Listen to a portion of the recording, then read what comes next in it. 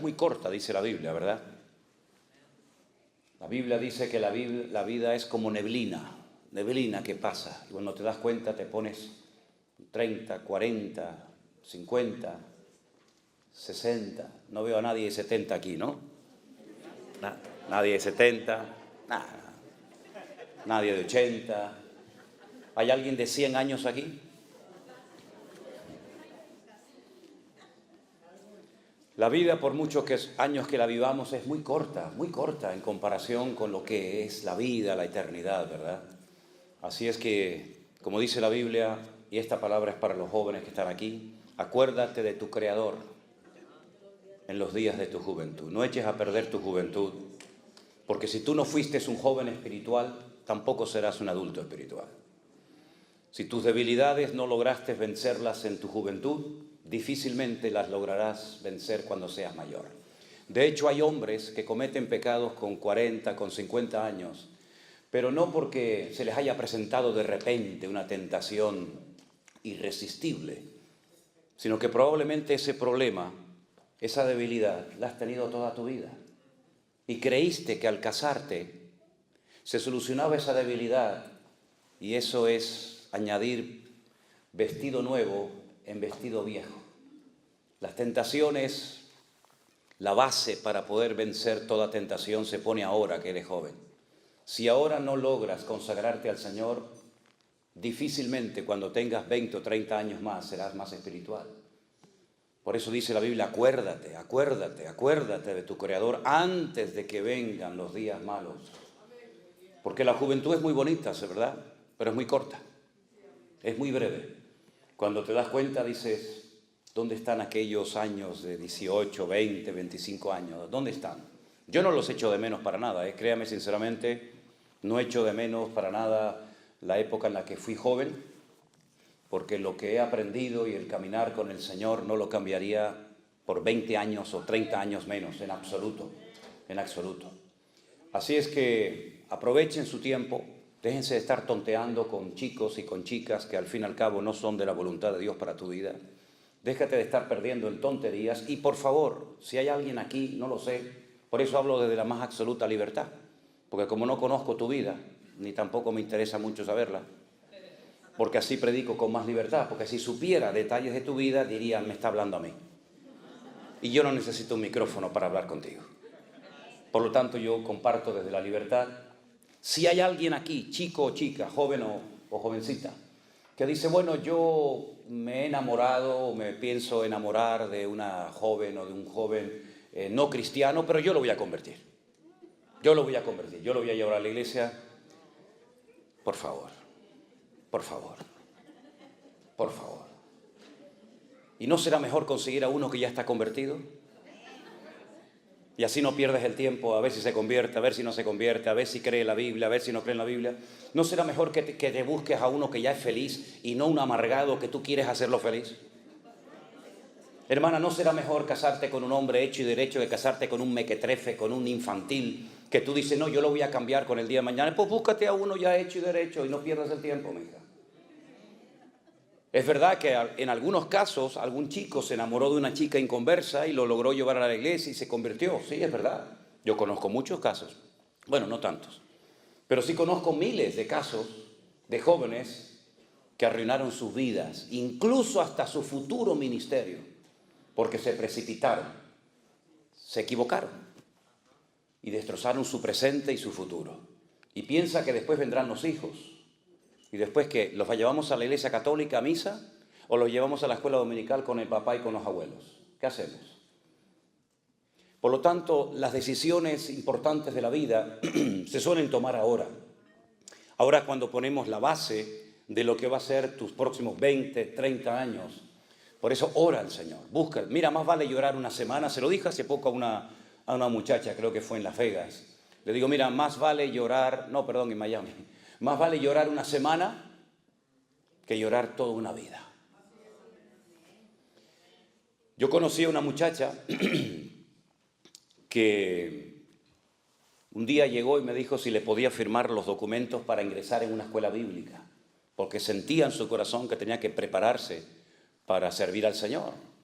Y yo se los firmé bueno, fue a un campamento de jóvenes cristianos y cuando regresó me dice, no voy a ir a estudiar a la escuela bíblica. Y le digo, ¿por qué? Dice, porque he conocido a un chico, bueno, un chico, era un viejo, era mucho más grande que ella, ¿no? Y no voy a ir porque creo que este es el hombre de mi vida. Y le dije, la semana pasada me dijiste que Dios había puesto en tu corazón y que Dios te había llamado para que te prepararas y le sirvieras. Y en tan solo una semana Dios cambió de opinión y te puso en medio a un hombre que no es el hombre de tu vida y lo vas a ver. Bueno, no hubo manera de convencerla, se casó con él, fue la mujer más desgraciada del mundo. Los pocos años que duró con él fueron una tragedia, él le pegaba, él la humillaba, parecía cristiano, en la iglesia era un santo, en la casa era un demonio. Muy atractivo, muy alto, muy no sé qué. Esta chica, cuando la miraba a la cara, agachaba la cabeza porque sabía perfectamente que había destrozado su vida. Un día cuando fue a entrar a su carro, a su coche, al abrir así la puerta, ¡pum!, cayó muerta, fulminada en el suelo y ahí quedó su historia. ¿Qué necesidad tenemos de complicarnos la existencia? ¿Qué necesidad tenemos de sufrir toda una vida, verdad? Por haber tomado una decisión equivocada, con el hombre o con la mujer equivocada. Porque esto no es un contrato, esto es un pacto. Incluso como creyentes, seamos honestos, podemos tener incluso problemas en los matrimonios, ¿sí o no? Aún siendo los dos cristianos, aún siendo los dos hijos de Dios y aún yendo los dos a la misma iglesia. Imagínate tú uniéndote en yugo desigual. ¿Quieres convencer a Dios de que el que está equivocado es Él y no tú? ¿Quieres convencer a Dios de eso? Ya desde la antigüedad el Señor le venía enseñando de muchas maneras diferentes al pueblo de Israel que hay cosas en la vida que separadas funcionan, pero como las juntes, como las quieras mezclar, las arruinas. Miren, por ejemplo, la sal y el azúcar. Todos tenemos en casa un bote, un frasco con sal y otro con azúcar. Y por separado funcionan perfectamente. A mí me gusta tanto la sal como el azúcar. La sal es mal para la tensión, sí, pero yo tengo la tensión siempre por el suelo. Mi tensión siempre está por abajo de lo normal. Y mis pulsaciones son, en las noches llego a 38, 40 pulsaciones y durante el día no paso de 54, 55. Es así, toda mi vida ha sido así. Por lo tanto puedo comer toda la sal que me dé la gana. Y azúcar, uy, vas a ser diabético. Un día comí 5 pasteles y me hicieron la prueba del azúcar y no tenía ni el mínimo. Así que puedo comer todos los pasteles que me dé la gana. Una maravilla, ¿no? Pero si usted junta en un mismo frasco azúcar y sal, lo estropea. Lo echas a perder. ¿Para qué sirve? Para nada. Para nada. Por eso el Señor en el Antiguo Testamento le decía a la gente, mira, cuando usted siembre su campo, a los agricultores, ¿verdad? No es como, por ejemplo, no sé aquí en Estados Unidos, pero por ejemplo en España, cuando alguien siembra maíz, entre planta y planta de maíz, por el centro siembra, por ejemplo, papas. Y así aprovecha, ¿no? Eso estaba prohibido en la Biblia. Usted está inutilizando la tierra. Los minerales que extrae la papa o el maíz son diferentes y al final le estás arruinando la tierra. Y por eso incluso hasta la tierra tenía que descansar cada 7 años. No se podían mezclar cosechas, no se podían hacer injertos, no se podía vestir una persona, hombre o mujer, con 2 tipos de materiales diferentes. No te podías vestir con un pantalón de lino y una camisa de lana o un jersey de cualquier otro material. Tenía que ser todo igual, de arriba abajo vestido de lana o de algodón o de poliéster, pero no se podían hacer mezclas. Cuando ibas a arar el campo no se podía coger el yugo, ¿verdad? Ese trozo de madera y ponerlo sobre un buey y al mismo tiempo sobre un mulo o sobre un camello. Dice, no puedes unir yugos desiguales. Y todo eso el Señor los fue enseñando a lo largo de la historia para enseñarnos que hay cosas que mejor no las mezcles. Y Pablo dice, no se puede mezclar luz con tinieblas, porque no son compatibles. Y no sé por qué, pero usted sabe perfectamente, esto lo saben hasta los ateos, hasta los que no creen en Dios, que si usted tiene un saco de, pongamos de papas, hoy me dio por las papas, mañana hablaré de otra cosa. Si usted tiene un saco de papas y tiene una sola podrida, ¿por qué las 99 sanas no sanan, no cambian a la enferma? No funciona así, no sé por qué. La podrida, aunque sea una sola dentro de 100, termina echando a perder a todas las demás. ¿qué más quieres que te diga el Señor? ¿Quieres seguir peleando con el Señor tratando de demostrarle a Él que se equivocó? Dios no se ha equivocado jamás. Amén, hermanos. Nunca. Los hombres en la Biblia, muchos de ellos se equivocaron muchas veces. Miren, por ejemplo, a Abraham. Cuando el Señor le dice a Abraham, vas a ser padre de multitudes. Es un hombre mayor, su esposa es mayor, es estéril, no han tenido nunca hijos, pero el Señor le hizo una promesa en contra de toda posibilidad humana. Pero es que Dios no es un Dios lógico muchas veces, sino rompe la lógica humana. Pasaron 30 años y el hijo no venía. Y entonces su esposa le propone un plan B. En Dios no hay plan B. Cuando dice Dios una cosa, la mantiene. No hay un plan B, otro C, así sucesivamente. La esposa le propone que tenga relaciones con una criada que la trajeron de Egipto. Fíjate, se fueron de Egipto, pero Egipto se metió en la casa. Y entonces, como Abraham era un hombre muy obediente, le dijo a su esposa, sí, mi amor, lo que tú digas. Y mantuvo relaciones con Agar. Se casó con el enemigo. Apostó por el caballo perdedor. Nació un hijo, Ismael. Abraham estaba loco con su hijo, pero Dios le dijo, este no es el plan que yo te dije a ti.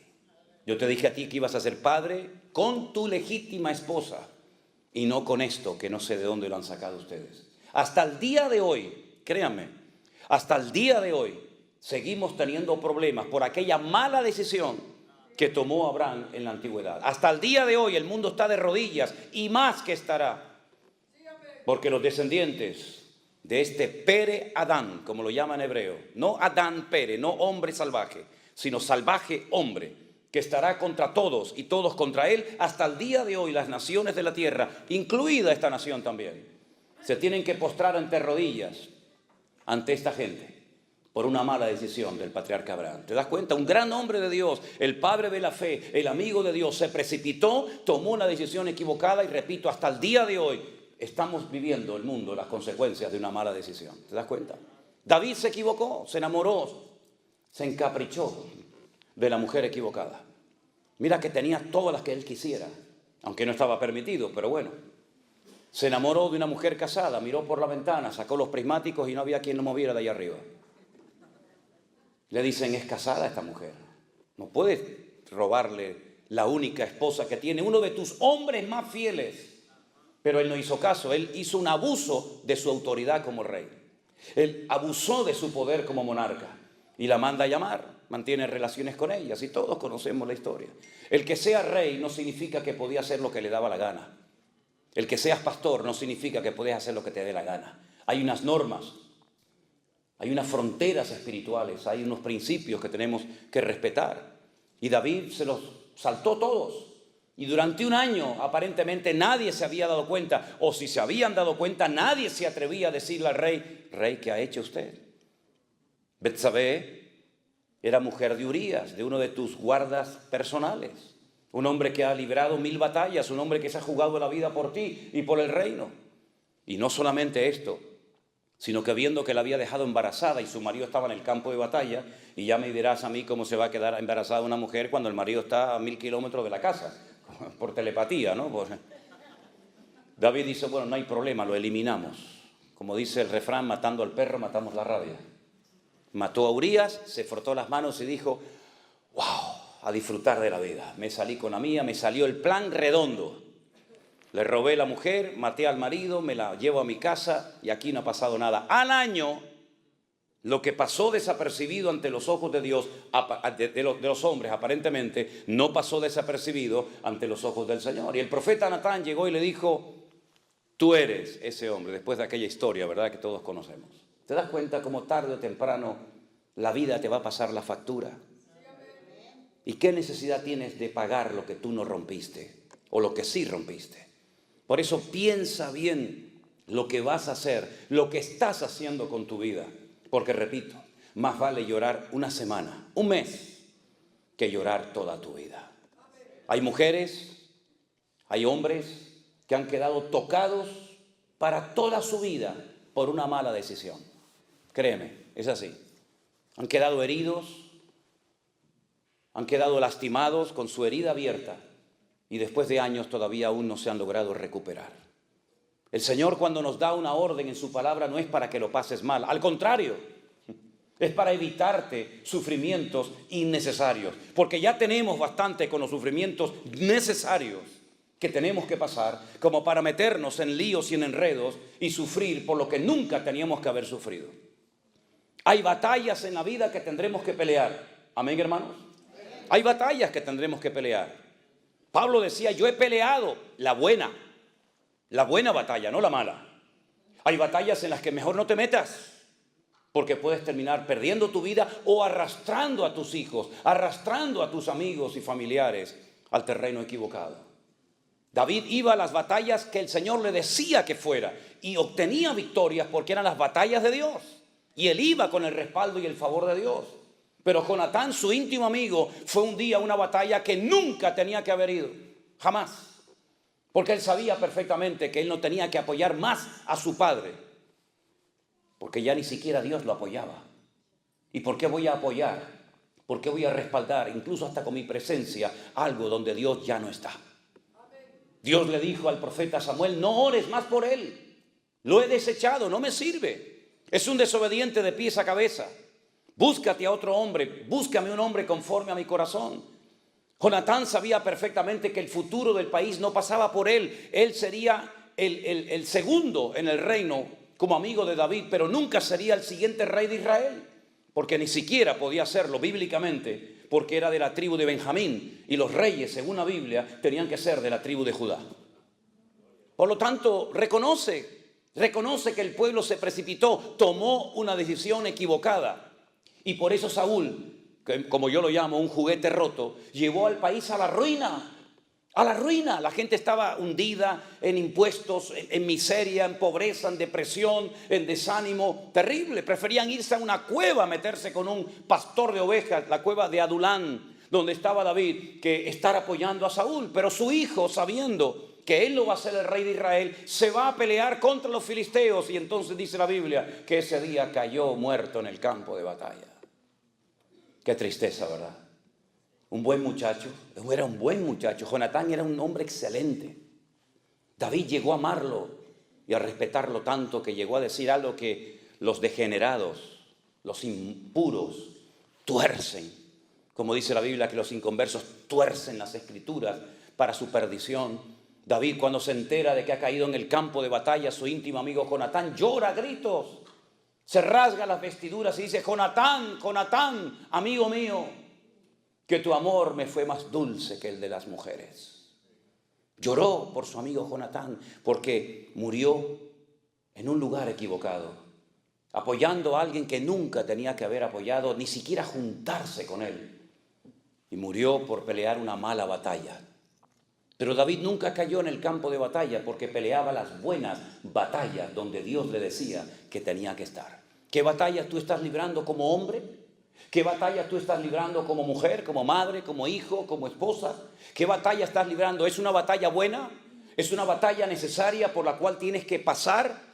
Bueno, gloria a Dios. Dios te va a dar la fortaleza. Él es tu pronto auxilio en las tribulaciones. Por tanto, no temeré lo que me pueda hacer el hombre. Aunque un ejército acampe contra mí, no temerá mi corazón, porque tú eres mi luz y mi salvación. Caerán a mi lado 1000, 10,000 a mi diestra, mas a mí no llegará. En esas buenas batallas puedes contar con el favor y el respaldo de Dios. Pero en las malas batallas, donde tú te has metido por tu mala cabeza, por no haber consultado previamente con el Señor, puedes llegar a terminar perdiendo lo más valioso que tienes, tu alma, la vida eterna.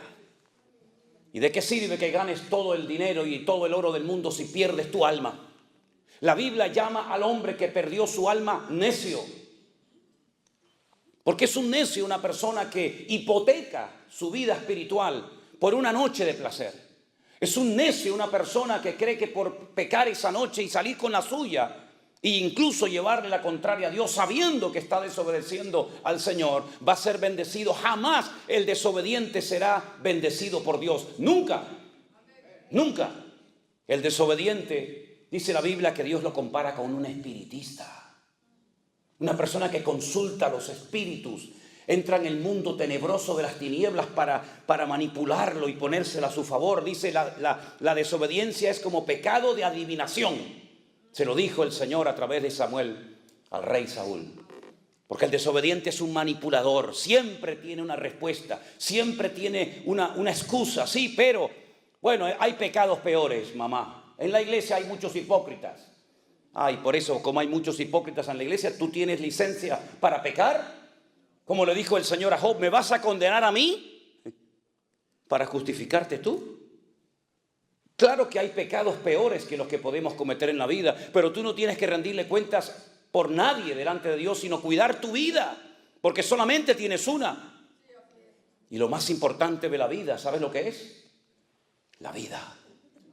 Eso es lo más importante, la vida que tienes. Aprovéchala y viértela en las cosas del Señor antes de que vengan los días malos, dice la palabra de Dios, y no tengas en ellos contentamiento. Y en vez de haber muerto en paz diciendo como aquel gran varón de Dios, he peleado la buena batalla. Aleluya. He acabado la carrera. He guardado la fe.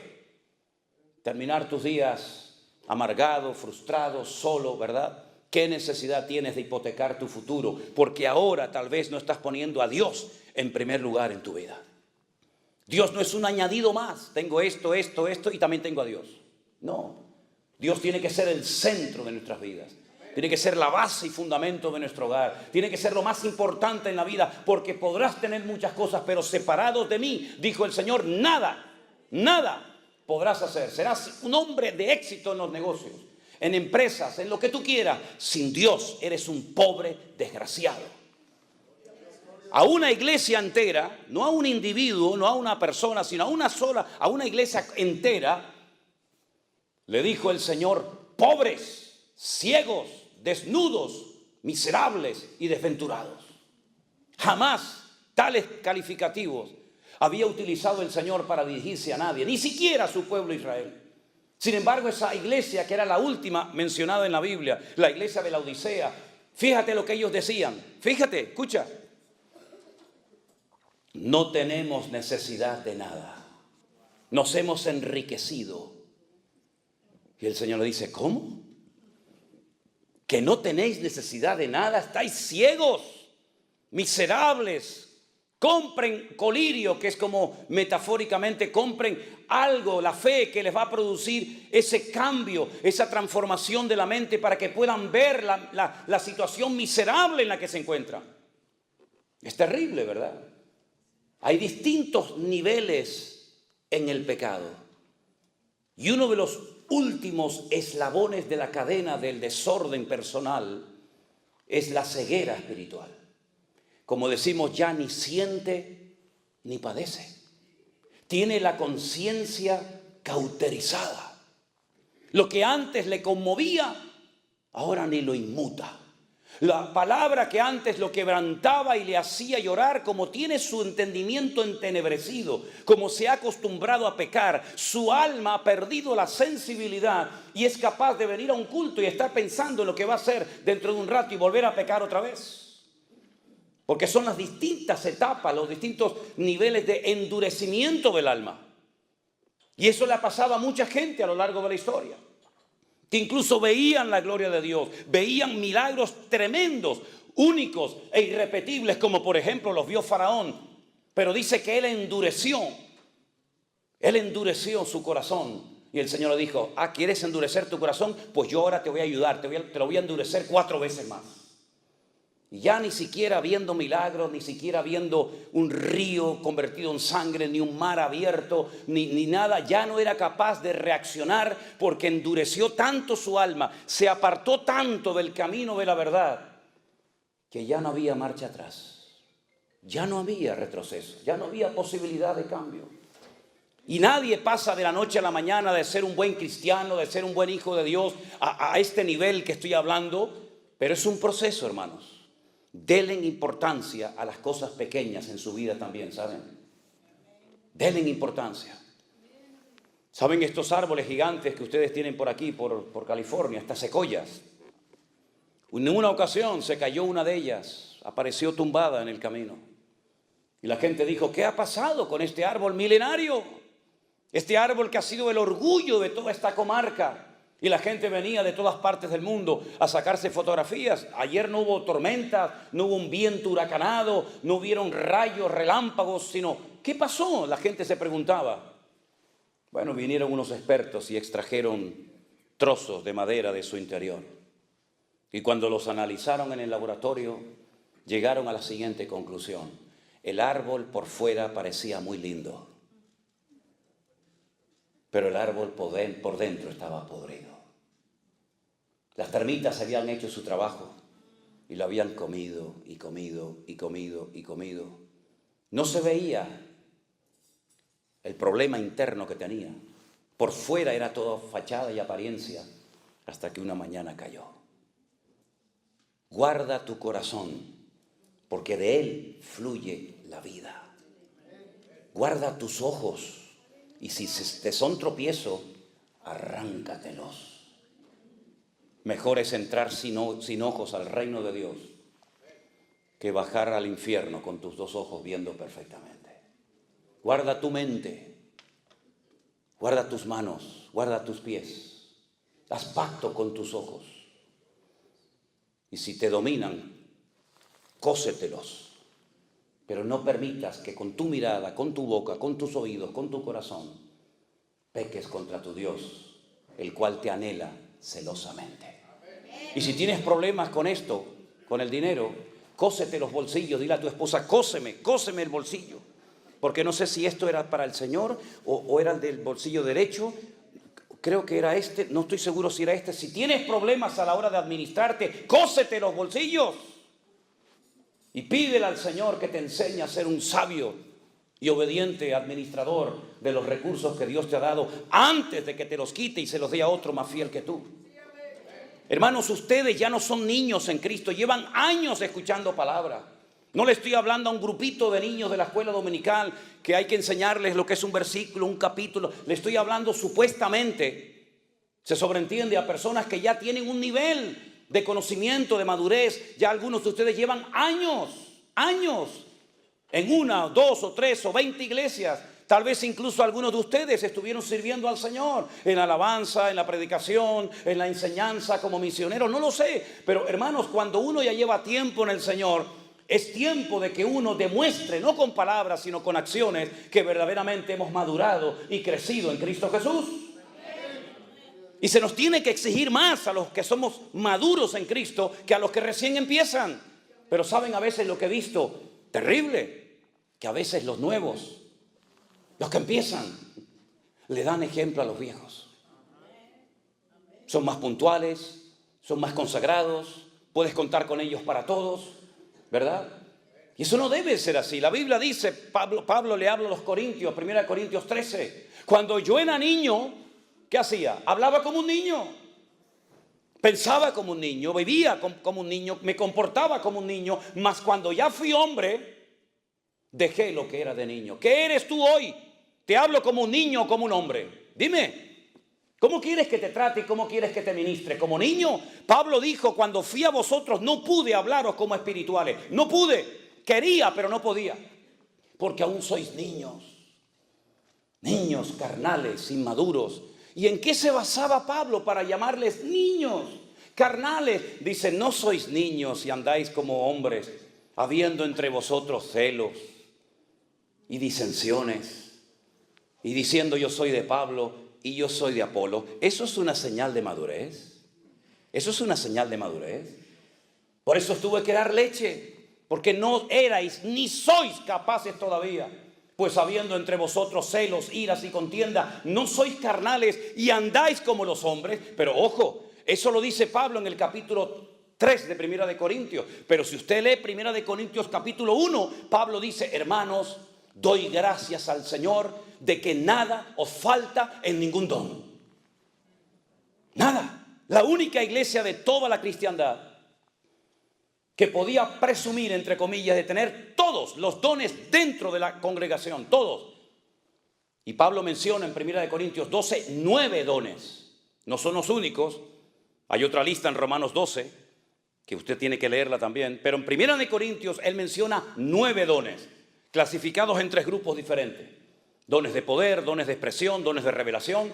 Ningún don falta en la iglesia de Corinto. Capítulo 1. Capítulo 3. Niños, inmaduros, carnales. Y uno dice, pero ¿cómo es posible que esta gente que estaba hace 10 minutos hablando en lenguas y profetizando y haciendo cosas tremendas, sea capaz, la misma gente, en un momento, de comportarse como niños y como carnales? ¿Es que acaso no nos puede pasar eso a nosotros hoy en día, hermanos? Menos mal que nosotros no vivimos en la época bíblica. Menos mal. Porque a lo mejor en vez de hablar de que David se asomó a la ventana y miró a la vecina y la codició, a lo mejor hubiera salido mi nombre en ese capítulo. Menos mal que yo no estaba la noche que Jesús dijo, hay uno de vosotros que me va a entregar. Y también le dijo a uno de ellos, y antes de que el gallo cante 3 veces tú me negarás. Menos mal que yo no estaba esa noche en esa habitación. Porque a lo mejor en vez de hablar de Pedro, hubiera salido mi nombre diciéndose, yo no conozco a este hombre, no lo conozco, no sé quién es. Menos mal que nosotros no nacimos en aquella época. Porque la Biblia habla de Demas, la Biblia habla de Alejandro, la Biblia habla de Pedro que negó al Señor, la Biblia habla del pecado de David, la Biblia habla de tantos pecados de hombres, pero porque no estábamos nosotros allí. Porque si hubiéramos estado nosotros allí, amigo, otro gallo cantaría. Capaz que en vez del nombre de ellos, sería nuestro. ¿No crees? Ese hombre Pedro que caminó por encima de las aguas, que con su sombra en la iglesia primitiva, dice que cuando caía su sombra sobre los enfermos, muchos de ellos eran sanados. Ese mismo hombre, cuando el Señor en el norte de Israel, donde tú estuviste, Jeremías, en Banias, en Cesarea de Filipo, pregunta al Señor, ¿quién dicen los hombres que soy yo? Todos mantuvieron el más absoluto silencio. Nadie era capaz de decir, tú eres esta persona para mí. Todavía como que no lo tenían muy claro. Entonces comenzaron a decir, bueno, por ahí algunos dicen, comentan, que tú puedes ser Elías el profeta. Como los judíos estaban esperando a Elías, pues puede ser que este fuera el Elías que esperábamos. Algunos piensan que tú eres Juan el Bautista, que ha resucitado de entre los muertos y como que se te ha metido a ti dentro. Y otros piensan que eres Jeremías o algún profeta. Y entonces Jesús dice, ¿y yo para vosotros quién soy? Todos guardaron silencio. ¿Hubiéramos respondido nosotros? ¿O también hubiéramos mantenido el silencio? Solamente uno se atrevió a decir, y no porque lo había aprendido en la sinagoga, sino porque fue en ese momento una inspiración, una revelación que le vino de lo alto y dijo, tú eres para mí el Cristo, el Mashiach, el ungido, el Hijo del Dios viviente. Y el Señor le dijo, bienaventurado eres, Simón, Pedro, porque esto que acabas de decir no te lo reveló sangre ni carne, sino mi Padre que está en los cielos. Ahora ha hablado mi Padre a través de tus labios. ¿Cuántos dicen amén? Espera, no aplaudas todavía. Espera, ahora viene la segunda parte. Ok, ya sabes quién soy, ¿no? Sabes quién soy, el Mesías, el Hijo del Dios viviente. Conocerás las Escrituras, ¿no? Vamos a subir a Jerusalén y voy a ser desechado y crucificado por los hombres. Y comienza a relatar todos los sufrimientos y toda la humillación que va a experimentar. Y lo tienes que saber porque tú sabes quién soy yo. En el momento en el que Pedro, que seguramente infló el pecho como el pavo real, mira lo que me acaba de decir el Señor. En el momento en el que Pedro se entera que van a matar a su Señor, que van a crucificar a su maestro, automáticamente el mismo Pedro, recién felicitado por el Señor, recién alabado por el Señor, públicamente dice, no, espera, aguanta, no, de ninguna manera.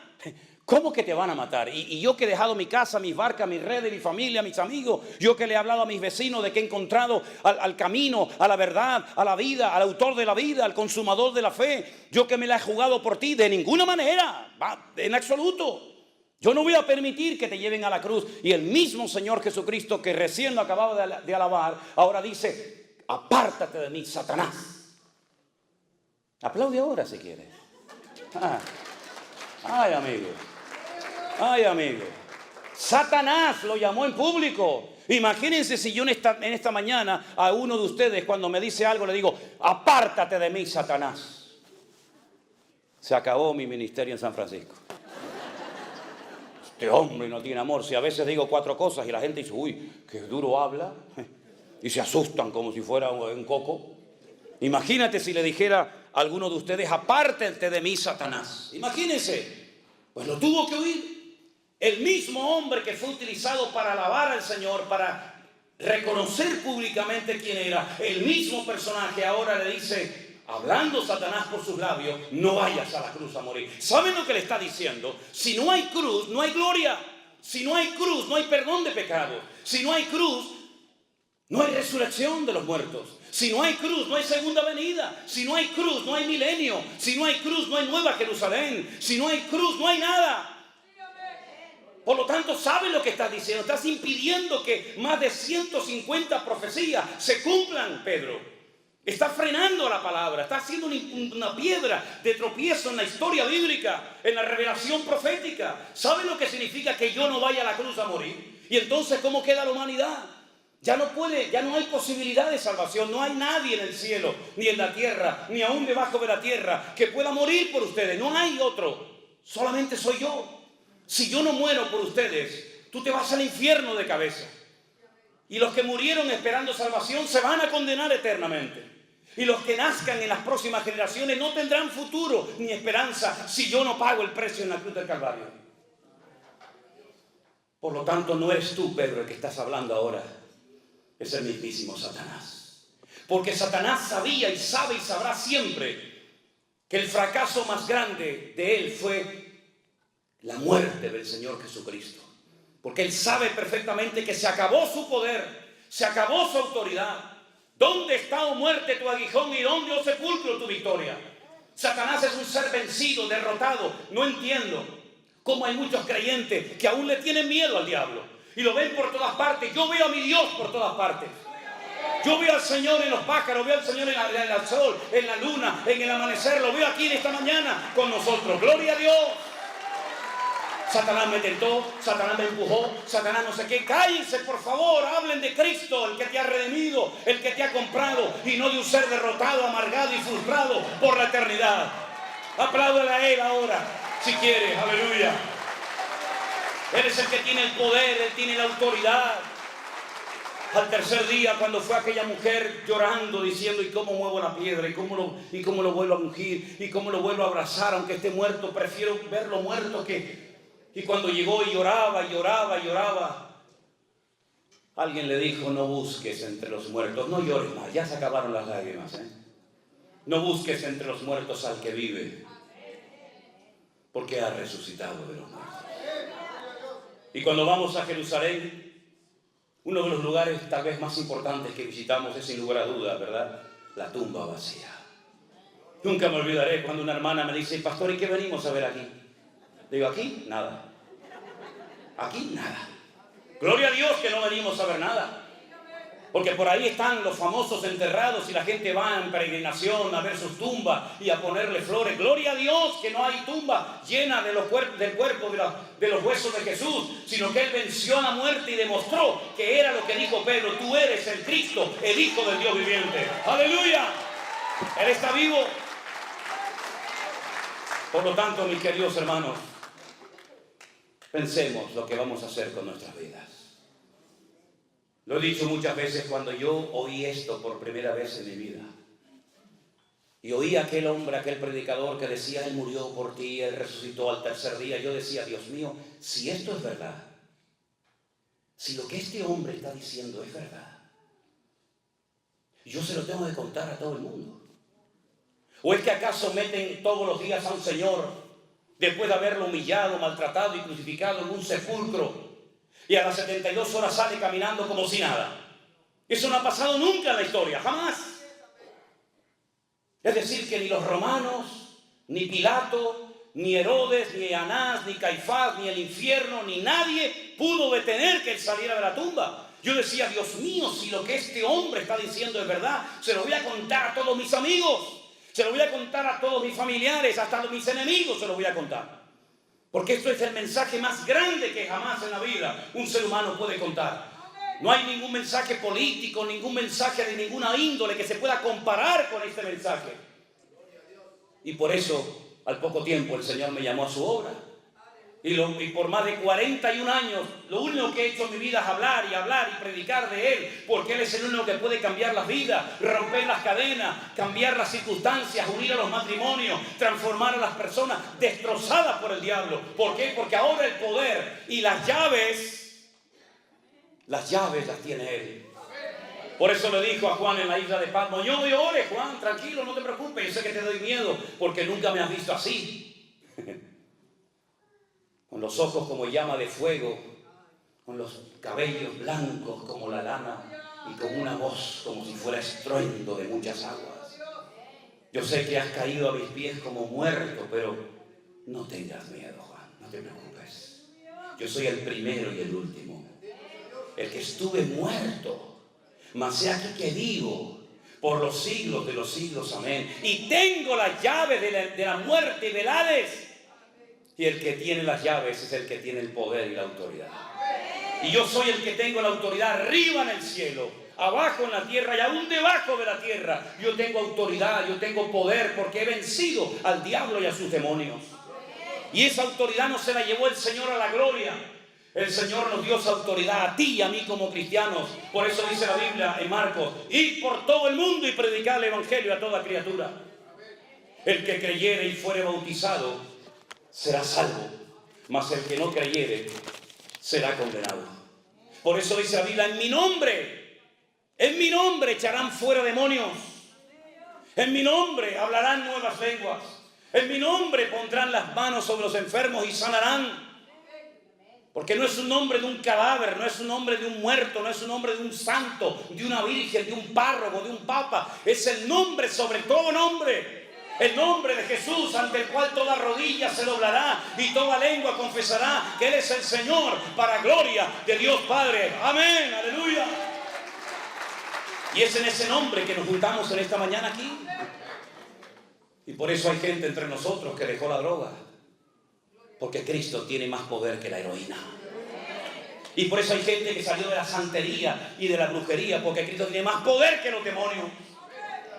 Y me da igual si matan pavos, si ponen velas negras, si echan agua de coco. Me da igual lo que hagan. El que controla y tiene las llaves no es el santero y el brujo de la esquina, que cuando le llama a la gente para: dígame por favor si mi marido va a venir, dígame si está con otra, tráigamelo por favor y dígame si voy a ser feliz. Le dice: ¿y cómo se llama usted? Hágame el favor, caballero, usted me va a arreglar la vida y no sabe ni cómo me llamo. Empecemos por ahí. Dígame cómo me llamo. Dígame el número de mi pasaporte. Dígame el número de zapatos que uso. Dígame el número de zapatos y de pantalones y de calzoncillos que uso. Dígamelo. Dígame qué comí la semana pasada. Dígame cómo duermo. Dígame qué es lo primero que hago al acostarme, al levantarme. Dígamelo. Cuénteme de los detalles de mi vida. Y después comenzaré a abrir mi corazón a contarte a ti mi vida. Me tienes que preguntar: ¿estás casado o soltero? ¿A ti qué te importa si estoy casado o soltero? ¿De qué signo eres? Míralo ahí, tú que tienes tanto poder, míralo ahí, a ver de cuál soy. Sin embargo, al Señor no le tienes que decir nada. Porque cuando Él vio a aquel hombre, le dijo: chicos, escuchen bien, vengan para acá. Este es un verdadero israelita. Y le dice: ¿y cómo sabes? Dice: yo te vi a ti cuando estabas debajo de la higuera, muchacho. Y le dijo: Dios mío, dice, no te asustes. A partir de ahora verás más cosas más grandes que esa. El Señor sabe cómo eras en el vientre de tu madre y sabía si ibas a ser varón o hembra, porque no hay otro más que varón o hembra, ¿eh? No hay otra cosa, hay varón y hembra. No hay más. No hay más. Aunque los degenerados digan que hay 37 sexos diferentes, mentira. No hay más, hay varón y hembra. Así dice la Biblia que Dios los creó.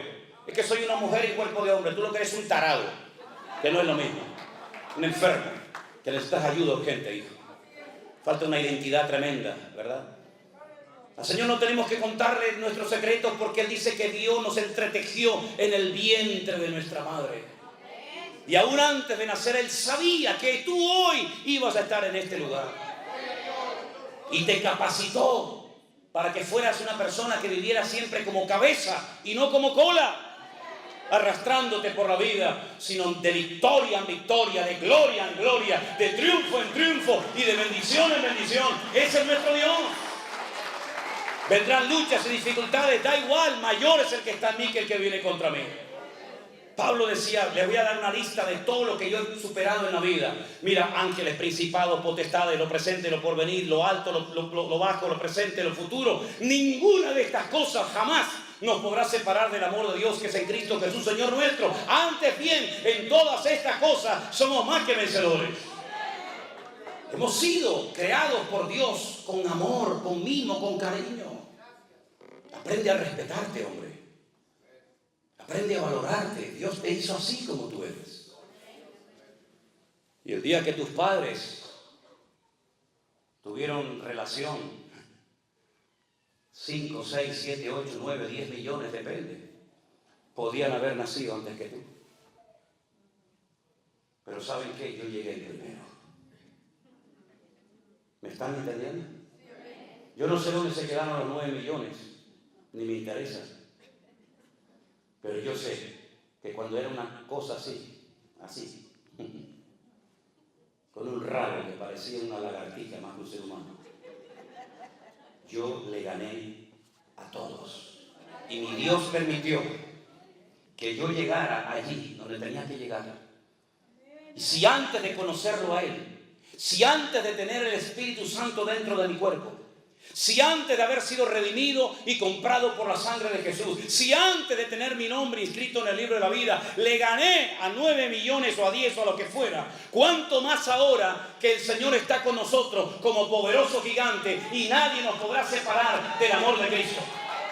Por lo tanto, no vivas como un mequetrefe, no vivas como un amargado, siempre pidiendo oración por aquí y por allá. Ore usted a Dios, que Dios a usted lo oye igual o más que a mí, mi querido hermano.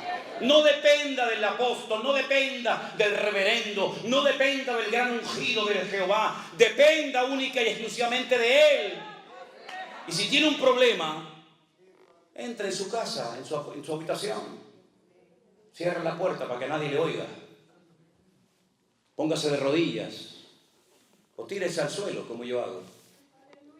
Y tu Padre que te ve en lo secreto te recompensará en público. Y aprender a descansar en Dios, decir, bueno, yo he orado, Dios me ha escuchado, ahora pacientemente voy a esperar a ver cómo Dios lo va a hacer. Pero que Dios tiene el control, no le quepa a usted la menor duda. Cuando aquel arcángel tremendamente poderoso, y les puedo asegurar que nada de lo que estoy diciendo lo tenía pensado compartir en esta mañana, créanme, en absoluto. Les puedo enseñar hasta los textos que tenía, pero el Señor me llevó por otro lado. Cuando aquel arcángel tremendamente poderoso se acercó a aquella jovencita comprometida con un tal José y le dice, salve muy favorecida, bendita tú entre las mujeres. Ella se quedó sorprendida diciendo, pero ¿qué salutación es esta? Jamás Dios, jamás ningún arcángel le ha dicho a una mujer a lo largo de la historia de la humanidad, bendita tú entre todas las mujeres. Y le da 7 profecías, están en Lucas, 7 profecías, 4 se han cumplido, 3 todavía faltan por cumplirse. Tendrás un hijo que reinará sobre la casa de Jacob para siempre, su reino no tendrá fin. Y ella oye aquello y se queda tan impactada. Y la única pregunta que le hace a aquel poderoso ser angelical es, ¿cómo? Porque lo que me estás profetizando es inmenso. Ni Sara, ni Rebeca, ni Ruth, ni Esther, nadie jamás ha recibido semejante sorpresa y bendición. ¿Cómo? ¿Cómo? Porque estoy simplemente comprometida, ni siquiera estoy casada todavía con mi marido. Y la respuesta fue la misma respuesta que Dios a ti y a mí nos dará siempre cuando le preguntemos al Señor, ¿cómo lo vas a hacer, Señor? Le dijo, lo que es imposible para los hombres es posible para Dios. El Espíritu Santo vendrá sobre ti y te cubrirá la sombra del Omnipotente. Así es como Dios hace la obra. A veces invisible, ¿o es que acaso alguien ve al Espíritu Santo? ¿Verdad que no? Pues esa es la forma como Dios ha escogido utilizar esta herramienta que llamamos iglesia virtual. Con un teléfono, en una isla perdida del océano, predicando la palabra viva y pura del Señor. Una mano invisible, un poder invisible ha recorrido las naciones de la tierra y ha llevado a los pies de Cristo a miles y a miles y a miles, y los que faltan todavía por conocer el Evangelio del Señor Jesús. Porque la obra el Señor la hace de una forma invisible para que nadie se lleve la gloria, para que nadie diga, fui yo, mírenme a mí, aquí estoy. No, mi hermano, la obra quien la hace es el Señor. Por eso, mis queridos hermanos, deja que en esta mañana el Señor haga lo que Él quiera en su vida. No le den instrucciones al Señor. La oración no es para decirle a Él lo que tiene que hacer o cómo tiene que hacerlo o cuándo. No, la oración no es para eso. La oración es para poner nuestras necesidades, tener comunión con Él delante de su presencia y que Él haga como quiera y cuando quiera. Y puede ser que a lo mejor el deseo de tu corazón lo veas cumplido o no. Porque el deseo del corazón del rey David era construirle un templo al Señor, ¿verdad?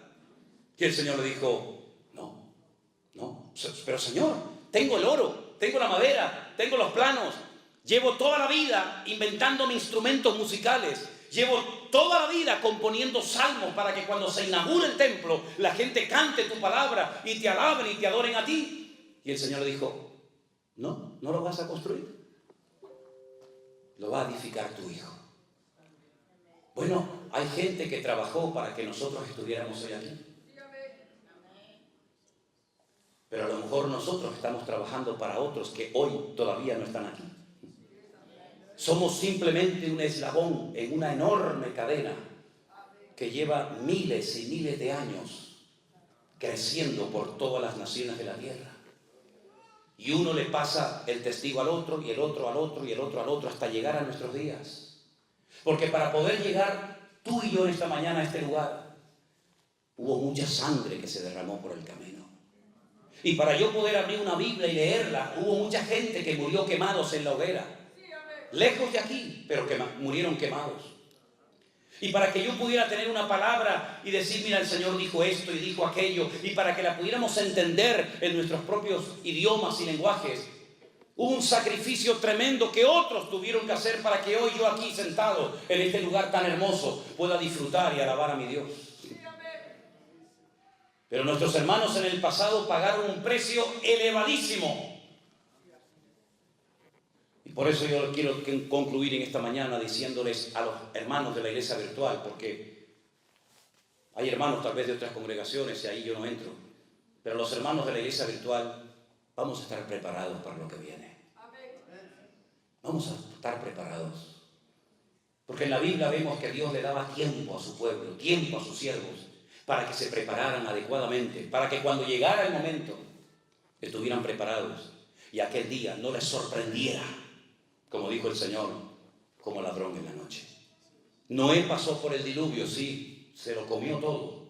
Pasó por todo el diluvio, desde el día 1 hasta el último día, pero estaba preparado. Dios le dio tiempo para que se preparara. Y fue más el tiempo que duró la preparación que el tiempo que estuvo dentro del arca. En el arca estuvo 1 año, preparándose estuvo 120, ¿verdad? Por eso es muy importante que estemos preparados. Y yo les voy a decir algo que a lo mejor a más de uno le va a sorprender, pero a mí me da exactamente igual lo que usted opine. Procuren tener como mínimo para una semana comida y agua en su casa.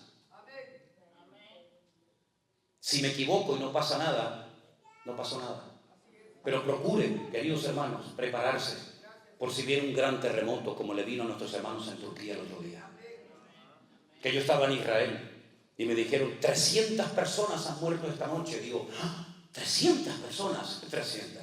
A los pocos días había 50.000, 60.000, 70.000, 100.000 y nunca se sabrá cuántas personas murieron allí en ese terremoto. ¿Son ellos peor, cristianos, los hermanos que murieron, iglesias que se cayeron, pastores que murieron, jóvenes que murieron que nosotros? Estemos preparados, queridos hermanos. Los tiempos que se avecinan no son tiempos fáciles. ni para la economía, ni en el mundo espiritual, ni para la familia. ¿O es que no estamos viendo cómo el mundo está, hermano, entrando en un sistema, en un caos, como yo digo, en coma? ¿No estamos viendo cómo las familias están siendo sacudidas en todas partes del mundo? Lo que le enseñan a nuestros hijos en las escuelas y en las universidades, jamás pensábamos que iba a ocurrir en nuestro tiempo, pero ya lo estamos viendo, ya está aquí. El mismo Señor Jesucristo le dijo a sus discípulos, y nosotros hoy somos sus discípulos, que la maldad se multiplicaría, y por haberse multiplicado la maldad, el amor de muchos se enfriaría. ¿No hemos visto a miles de cristianos, miles de iglesias frías, tibias, incluso hasta que se cerraron en unos poquitos meses de pandemia? Ay, si la pandemia hubiera durado un par de años, ¿cuántos hubieran permanecido en pie? Simplemente unos meses, unas cuantas semanas sirvieron para demostrar la realidad, la poca base, la poca consagración, la poca santidad que había allá adentro. ¿Y cuántas iglesias se cerraron y nunca más se abrieron? Iglesias con poca gente, iglesias con mucha gente, iglesias con cientos de personas, iglesias hasta con miles de personas se cerraron porque no aguantaron el fuego de la prueba. Pero el Señor nos está hablando muy claramente de hace mucho tiempo, hermanos. No entren en el sistema del mundo, porque serán víctimas del sistema del mundo. Miren al Señor, tengan los oídos abiertos, recuperen la sensibilidad, el olfato, sepan leer las cosas que están sucediendo a nuestro alrededor. Miren cómo está Israel, miren cómo está Europa, miren cómo está América, miren cómo está Latinoamérica, miren cómo está el mundo, hermanos. Dice el Señor, si el Señor no acortare aquellos días, nadie se salvaría. Fíjate lo difícil que se va a poner la situación a nivel mundial. Por eso la iglesia no puede estar tonteando y jugando y criticándose y dividiéndose. La iglesia tiene que despertar del sueño y prepararse, velar y orar para que aquel día nos sorprenda como ladrón en la noche. Por eso hoy a la mañana vamos a tener un momento muy lindo dentro de un rato, y es bautizar, como dice la palabra de Dios, a hermanos nuestros. Y eso me gusta porque es el momento en el que la gente está demostrando, no con palabras, sino con hechos, con acciones, que van en serio con el Señor porque han entendido el Evangelio. Los hermanos que se van a bautizar están esta mañana aquí. Están entre nosotros. ¿Pueden poner de pie, por favor? 1, 2, 3, 4, 5. ¿Hay alguno más? 6. Gloria a Dios, damos un aplauso al Señor. Gloria a Dios, qué bueno, qué bueno. Vengan un momentito adelante los que se van a bautizar. Pónganse aquí, miren a los hermanos, por favor, en esta mañana. Qué bueno. Hermanos que se quieren bautizar, poner en práctica la palabra, eso es un gozo y una alegría tremenda. Gloria a Dios, qué lindo. Gracias al Señor. Gloria a Dios, gloria a Dios. Pónganse aquí en el centro, hermanos, pónganse aquí. Gracias al Señor. Díganos sus nombres, por favor. Empezando por aquí, por mi izquierda. Andrea. Regina. Víctor. Nexi. José Juan. Y Carolina. Gloria a Dios. Hermanos queridos. Un momentito. Nosotros no hemos obligado a esta gente ni le hemos dicho que se tienen que bautizar. Yo por lo menos no. Y estoy seguro que Jeremías tampoco. Es algo que el Señor ha puesto en vuestros corazones. Esto no es como una secta que en un tiempo determinado, sí o sí, se tienen que bautizar. Esto no es por presión, esto es por convicción. Ustedes han entendido, según la palabra de Dios, que la gente en la Biblia se bautizaba cuando eran grandes, no cuando eran chiquitos. José y María no llevaron al niño a una iglesia, a una pila bautismal, y allí hubo un señor que les echó un poquito de agua por la frente. No, eso no era bíblico. Eso fue un invento a partir del siglo III, IV después de Cristo. La gente se sumergía porque es como una especie de funeral, ¿me explico? Una especie de entierro a la antigua vida. Adiós, ya no quiero saber nada de mi antigua vida. Y ahora cuando salgo del agua, salgo para una vida nueva, vivirla solamente para la gloria y la honra del Señor. ¿Vais en serio con Cristo? ¿Van en serio con Cristo? Bueno, el paso que van a dar hoy es muy importante, pero no deja de ser un solo paso. Vendrán otros y otros y otros pasos más. ¿Están sus vidas en orden? No casamos gente que no está casada legalmente. ¿Están ustedes en orden? ¿No llevan una doble vida? Bueno, Dios lo sabe. Ok. Porque el bautismo se hace una vez, nada más. Se quiso poner de moda, yo lo corté, por supuesto. Cuando íbamos a Israel, la gente veía el agua del río Jordán y decía, ay, pastor, bautíceme, bautíceme. Digo, mire, ¿usted sabe lo fría que está ese agua? Por favor, si podemos evitarlo, evitémoslo. Me he enfermado muchas veces por bautizar en agua fría, ¿sabes? Y hasta el año pasado tuve que estar metido en la habitación de un hotel, que cogí una neumonía terrible en mi pulmón izquierdo y me estaba ahí casi muriendo. Me tuvieron que traer una máquina para poder respirar porque me agarró el frío y bueno, tremendo. Y le digo, ¿por qué se quiere bautizar? Y dice, no, yo ya estoy bautizada, pastor. ¿Cómo? ¿Y se quiere bautizar otra vez para qué? Dice, no, para renovar. Digo, ¿renovar qué, mija?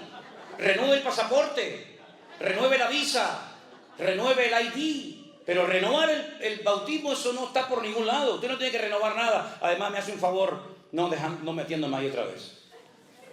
El bautismo se hace una vez y para siempre. No para agradar al pastor, no para agradar a la mamá, no para agradar al esposo o a la esposa. Se hace para honrar a Dios y obedecer al Señor. Y usted va a ver que Cristo se bautizó con 30 años.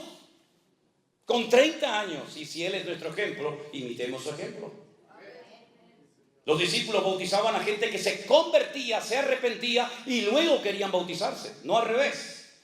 En la Iglesia Católica se asustó durante siglos a la gente diciéndole que si los niños no eran bautizados se iban al limbo. ¿Y eso dónde está? Al limbo. Claro, decir que el niño no bautizado se iba al infierno era muy duro, ¿no? Muy fuerte. Y al cielo, pues como que no. Entonces inventaron el limbo.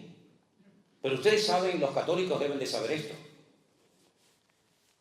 El papa que dimitió y que se murió hace poquito, el viejito Ratzinger, él dijo que el limbo era mentira, que no existió y lo quitó de la Iglesia Católica. Eso muchos católicos no lo saben. Entonces el católico tiene 3 sitios donde dice que va una gente cuando se muere.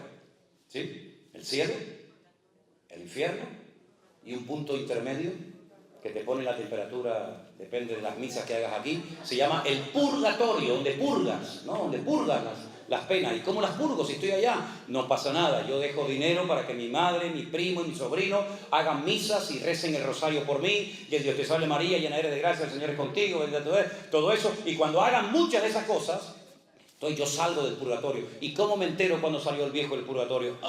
Eso es un misterio, eso nadie lo sabe.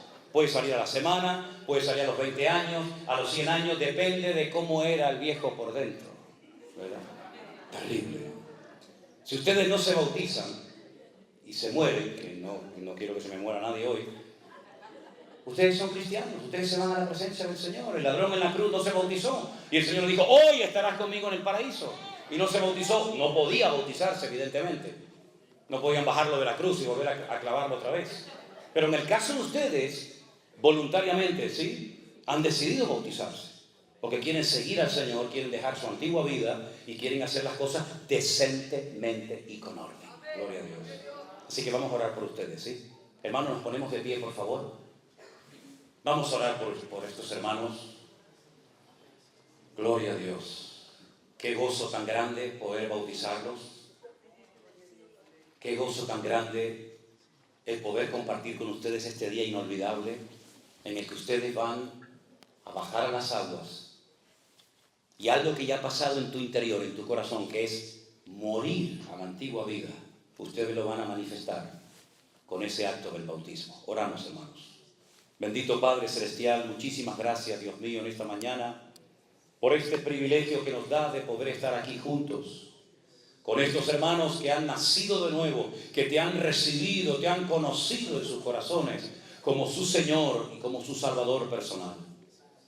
Te ruego, Señor Dios del cielo y de la tierra, que tú bendigas a estas almas, a estos hermanos en el día de hoy, que recuerden toda su vida, el paso público que dieron delante de Dios y delante de nosotros como testigos. Fortalécelos en la fe. Agárralos, Dios mío, fuertemente de la mano, para que toda semilla, toda palabra de Dios que se ha sembrado en sus corazones, nunca nadie la pueda arrebatar, Señor.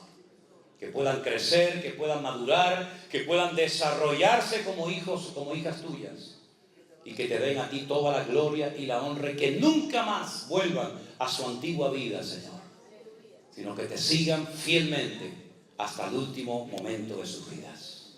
Que corran que corran la carrera, que peleen la buena batalla, que conserven la fe y que nunca se aparten de tu salvación que tenemos en Cristo Jesús, Señor nuestro. En el nombre de tu amado Hijo Jesús pedimos todo. Amén y amén. Damos fuertes aplausos al Señor. Gracias, hermanos. Dios les bendiga. Ven con asiento. Dios les bendiga. Aleluya. Gloria al Señor. Gloria al Señor. Amén. Quiero leerles unos versículos. Si quieren sentarse como ustedes quieran, ¿sí? El Señor Jesucristo, cuando se despidió de sus discípulos, se los llevó a las afueras de Jerusalén, a un pueblecito que se llama Betsaida, y allí donde vivía Marta y María y Lázaro, desde el Monte de los Olivos, el Señor asciende a la gloria, pero antes de irse les dijo: toda potestad me es dada en el cielo y en la tierra. Por tanto, id y haced discípulos a todas las naciones, bautizándolos en el nombre del Padre y del Hijo y del Espíritu Santo, enseñándoles que guarden todas las cosas que os he mandado. Y he aquí, yo estoy con vosotros todos los días, hasta el fin del mundo. Amén. Esas fueron las últimas palabras, las últimas instrucciones que el Señor Jesucristo le dio a sus discípulos. Vayan por todas las naciones de la tierra, no se encierren en cuatro paredes, salgan y anuncien mi palabra. Y cuando la gente se convierta, cuando la gente entienda el Evangelio, los bautizan. Y entonces díganles que yo voy a estar con ellos todos los días hasta el fin del mundo, que nada ni nadie los arrebatará jamás de mi mano. Y además, instrúyanlos, enséñenlos a que no solamente sean seguidores míos, sino discípulos míos. ¿Cuál es la diferencia? Hay una diferencia enorme. Un seguidor es una persona que sigue, pero no termina nunca de comprometerse. Tal vez no puedes contar con él. Es una persona que siempre tiene otras cosas más importantes según él, antes que servir al Señor, etc. Pero el discípulo es la persona que se pone bajo la disciplina de su maestro. El discípulo es la persona que acepta el trato personal y directo de aquel que lo ha llamado. Hoy en día, cuando un muchacho, cuando una muchacha, alguien quiere servir al Señor y se quiere ir a una escuela bíblica, a una universidad o a estudiar, él elige, dice: bueno, esta universidad me gusta, esta no, esta es más barata, esta es más cara, aquí hay muy buenos maestros. Entonces tú eliges el lugar donde vas a ir a prepararte. En la época de la Biblia y hoy en día no es así. No es que tú eliges al maestro, el maestro te elige a ti. Los discípulos no dijeron: queremos seguirte. Los que decían eso, al final no terminaron ninguno sirviendo al Señor. Pero cuando el Señor dijo: Pedro, ven, Tomás, vente, Bartolomé, ven, Santiago, Felipe, vengan, Él los llamaba. ¿Y qué significa? Que el Señor tomaba, el maestro toma la iniciativa de llamar al discípulo, número uno. Número dos, de preparar al discípulo. Y número tres, de cubrir todas sus necesidades. Y esto muchos no lo saben. Si Dios te llama, Dios te capacita y Dios te sustenta. Le dijo el Señor un día a sus discípulos: ¿os faltó algo cuando yo los envié a predicar? Díganme la verdad. ¿Os faltó comida? ¿Os faltó calzado?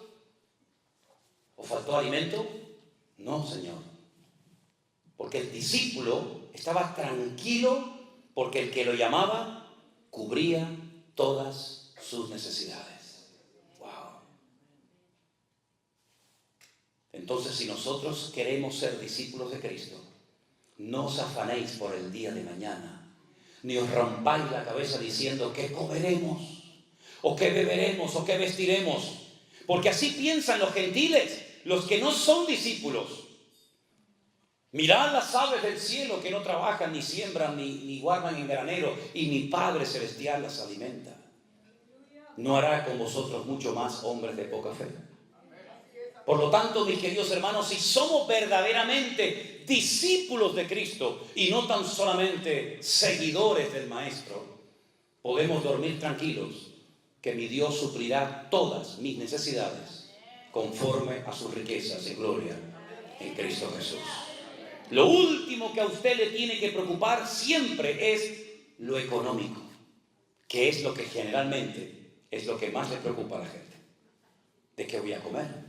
¿Dónde voy a vivir? ¿Y cómo voy a pagar la gasolina? ¿Y cómo voy a viajar para acá? Eso es lo último de lo cual usted tiene que preocuparse. ¿Usted qué tiene que hacer? Buscad primeramente el reino de Dios y su justicia, y todas las demás cosas vendrán por añadidura. Cada vez que hacemos un viaje, nos vamos cargados con un montón de ropa. Yo no pido nada a nadie, jamás. Pero si a alguien me va a regalar algo, que no estoy pidiendo nada, porque ya no me cabe más, por favor, no me cabe. Me han regalado hasta collares para mi perro. Lo que nunca en la vida, un collar de luces con LED, con GPS para el perro, increíble. Por favor, acierten con la talla. Acierten, porque o me dan camisitas así de niño pequeñito, o me dan camisas así de hombre gigante. Yo ni soy tan chiquitito, ni soy tan grande. Menos mal que las cosas grandes se las doy al mando. ¿Verdad? Pero, hermanos, no se preocupen por la ropa, no se preocupen por la comida. Yo creo que comemos más de la cuenta, ¿no les parece? Mírese así, haga así. Mírese un momentito así. ¿Se ve todavía el cinturón o ya no se lo ve? Y se nota el cinturón. ¿Se puede amarrar así? ¿Se puede amarrar los zapatos? O dice, uy, ya no me puedo ni mover. Hermanos, comemos más de la cuenta.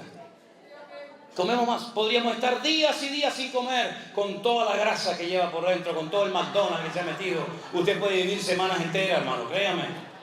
No se preocupe por la comida. No se preocupe por la comida. Es más, uno se siente mejor cuando no come que cuando come. Yo, por lo menos a mí. Me siento mejor. Por lo tanto, mis queridos hermanos, nuestra prioridad no es esas cosas. Nuestra prioridad es servir al Señor. Que Dios les bendiga, queridos hermanos. Fuertes aplausos a nuestro Dios. Manos mías. Dios les guarde. Amén. Todos sabemos el motivo por el que hemos venido esta mañana a este lugar. Damos gracias al Señor, ¿verdad? Porque vamos a poner en práctica un mandamiento de la palabra. Y cuando alguien pone algo en práctica de la palabra en su vida, siempre hay bendición. Siempre. Aunque uno no la pida, aunque uno no la busque, la bendición te va a encontrar, porque al obediente le caen las bendiciones encima, ¿verdad? Al desobediente como que se van corriendo, ¿verdad? Así que ustedes van a poner en práctica un mandamiento de la palabra, que es bautizarse, ¿verdad? En el nombre del Padre, del Hijo y del Espíritu Santo, dando testimonio de que ustedes ya han nacido de nuevo, de que ustedes han recibido y reconocido a Cristo en su corazón como su Señor y Salvador personal, y quieren dejar atrás la antigua vida, ¿verdad? Y vivir solamente para Cristo, por supuesto con la ayuda de Él, por supuesto con su gracia y su favor, y esforzándose cada día, porque la vida cristiana para ninguno es fácil, y menos en estos tiempos. Pero les felicitamos de todo corazón por haber llegado hasta aquí, y queremos orar y presentar este momento a nuestro Dios en oración.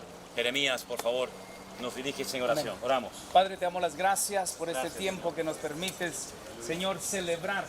Padre, estamos agradecidos por este momento, Señor, que nuestros hermanos han decidido, gracias, Señor, servirte, seguirte, honrarte y, Señor, hacer tu voluntad. Padre, gracias por este momento. Señor, los bendecimos. Padre, gracias porque eres tú el que has puesto en sus corazones en poner en orden, Señor, su caminar contigo. Señor. Padre, gracias en el nombre poderoso de Cristo Jesús. Amén. Amén. Y amén. Amén. Aleluya. ¿Quién va a ser el primero que va a entrar? Está calentita. Yo pensaba que estaba... Con fe. Gloria a Dios. Mira, la mujer es posible. Amén, así es. Gloria a Dios. No piensen en lo frío, no piensen en lo ¿Nombre era, hermana? Regina. Bueno, hermanos queridos, queremos bautizar en esta mañana a nuestra hermana Regina, ¿verdad? Con gozo, que la cámara está aquí. Con gozo, con alegría, y estamos tan contentos de que pueda estar con nosotros en esta mañana, ¿verdad? Y lo hacemos en el nombre del Padre, del Hijo y del Espíritu Santo. Amén. Aleluya. Gloria a Dios. Amén. Amén. Tápenla ahí con la mantita a la hermana. Y rápido se puede ir a... Gloria a Dios. Gloria a Dios. Qué bueno. Aleluya. El siguiente. ¿Qué tal, mi hermano Víctor? Víctor. Aleluya. Gloria a Dios. Qué bueno. Sí. Adelante, valiente. Qué bueno bautizar a nuestro hermano Víctor en esta mañana, ¿verdad? Así es. Con gozo lo hacemos. En el nombre del Padre, del Hijo, del Espíritu Santo. Amén. Oh, gloria a Dios. Aleluya. Amén. Aleluya. Amén. Gracias, Jesús. Next. Amén. Siguiente. Vente, hermanito. José. Gloria a Dios. También ha decidido.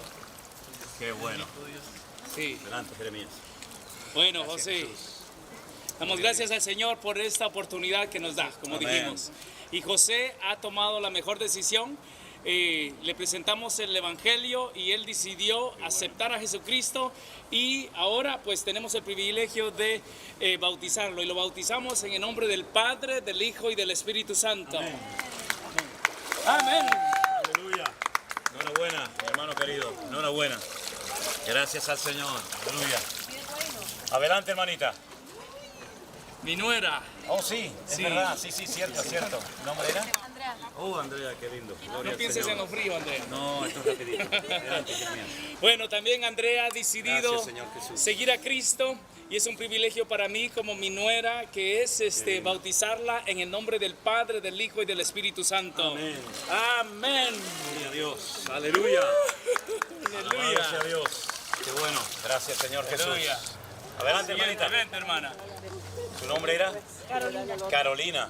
Gracias, Señor. Ellos vienen a 1h15. Wow. Todos los Tremendo. domingos, sí. Hermana, qué alegría poder estar con usted esta mañana. Dios le bendiga grandemente. Y la bautizamos en el nombre del Padre, del Hijo y del Espíritu Santo. Amén. Aleluya. Gloria a Dios. Aleluya. Gracias. Vente, Nexi. Mira. Qué hermoso, Mira, ¿eh? ya salió el sol. Qué bueno. Adelante, mi hermana. Dios te bendiga. ¿Tu nombre era? Nexi. Aleluya. Colombiana. Mi hermana venezolana. Perdón, venezolana. Sí. No lo ofenda. Mi hermana Nexi también quiere dar este paso de obediencia en esta mañana y lo hacemos en el nombre del Padre, del Hijo y del Espíritu Santo. Aleluya. Gloria a Dios. Amén. Aleluya.